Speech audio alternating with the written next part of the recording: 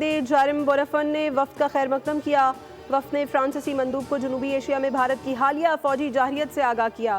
بلاول بھٹو بولے، پہلگام حملے کا الزام بغیر کسی ثبوت کے پاکستان پر عائد کرنا سنگین نتائج کا باعث بن رہا ہے۔ پاکستان کا موقف بین الاقوامی قوانین اور اقوام متحدہ کے چارٹر کے اصولوں پر مبنی ہے۔ بھارت خطے میں یک طرفہ حملوں کو نیا معمول بنانے کی کوشش کر رہا ہے۔ دہشت گردی جیسے سنگین مسئلے کو سیاسی مقاصد کے لیے استعمال نہیں ہونا چاہیے۔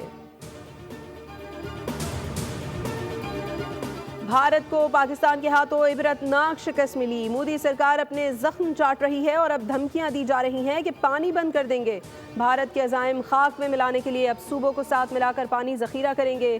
وزیر اعظم شہباز شریف کا پشاور میں جرگے سے خطاب۔ فیلڈ مارشل عاصم منیر اور وزیر اعلیٰ کے پی علی امین گنڈا پور بھی شریک تھے۔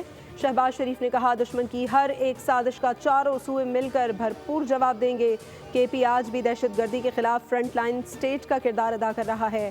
خیبر پختونخوا دلیر اور غیور عوام کی سرزمین ہے، ان کی قربانیوں کو کبھی فراموش نہیں کیا جا سکتا۔ این ایف سی میں کے پی کے حصے پر کمیٹی تشکیل دی جائے گی، پہلی میٹنگ اگست میں بلائیں گے۔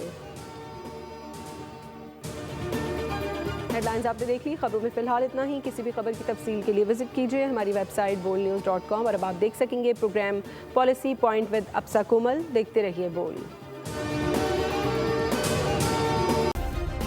سبسکرائب کریں اور بیل دبائیں تاکہ کوئی خبر رہ نہ جائے۔